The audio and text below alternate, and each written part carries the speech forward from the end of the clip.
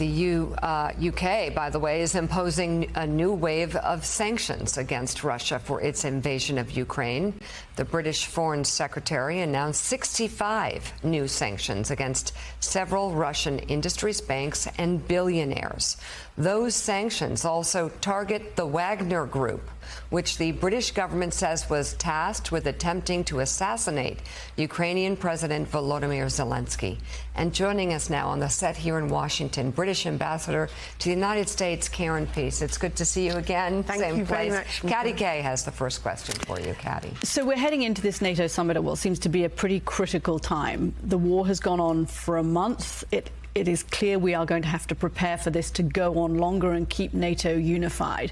But there's also a pressing question that is coming out of the White House and that we're hearing in European capitals. And what does NATO do were Vladimir Putin to use some kind of weapon of mass destruction inside Ukraine? You heard Jens Stoltenberg yesterday saying it's possible that a tactical nuclear weapon or even a chemical weapon used inside Ukraine could also impact NATO.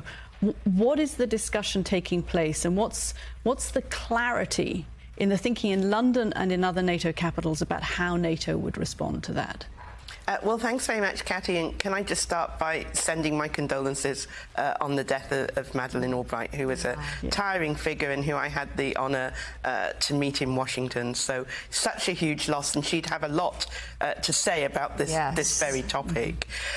NATO needs to discuss these things, as Jens Stoltenberg was saying. It's not a straightforward issue for the reasons David laid out.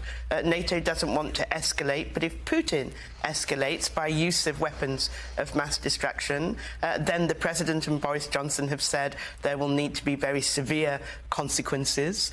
I don't want to speculate on what those might be. I think that in itself might be escalatory, but I think it's something NATO is watching very carefully. It's something the leaders are bound to discuss, though the primary objective of today is to discuss more military aid to Ukraine, more humanitarian, and how we can tighten the vice on the Russian economy. Madam Ambassador, good morning. Certainly, you're right. U.S. officials have told me that weapons top of the list for discussions this weekend, this summit.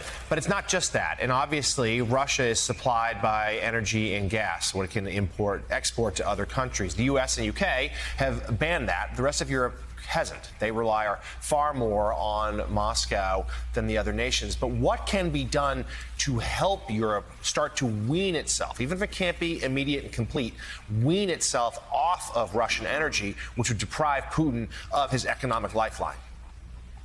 That's a very good question, and for the Brits, as you say, it's a slightly easier question because we don't depend on Russian fuel supplies more than about 3 or 4%, and we've said we'll be divested of all of that by the end of the year and probably sooner.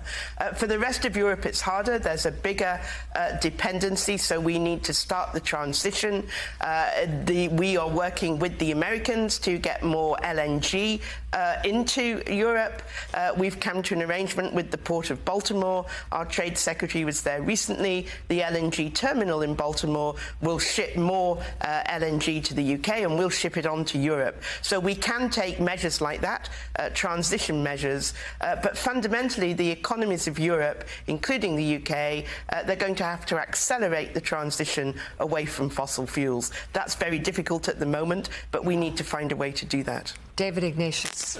Madam Ambassador, the Pentagon is saying privately that they are picking up signs at every level of the Russian command of unhappiness, frustration, increasingly dissent, questioning of this mission. British intelligence and ability to analyze events is extraordinary. What are officials in London hearing, and what's your judgment about the state of the Russian military?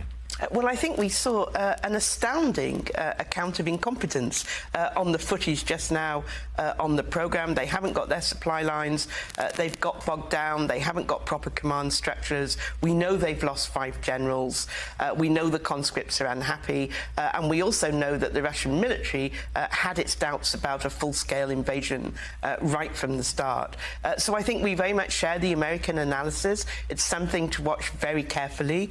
Not clear, David, if if Putin actually gets direct military advice or whether it's filtered for him. We know he relies very heavily on the intelligence agencies, but it's not the intelligence agencies who are on the ground fighting and getting bogged down by the Ukrainians. So I think it's one to watch. It could get a lot worse for the Russians. Really?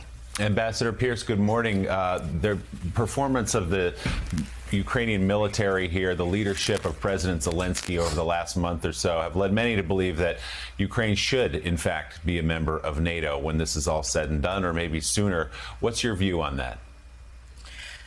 It seems a wholly inadequate answer for the moment, but both the EU and NATO have very strict criteria for joining, and Ukraine does not qualify. This is one reason why Ukraine has not joined to date.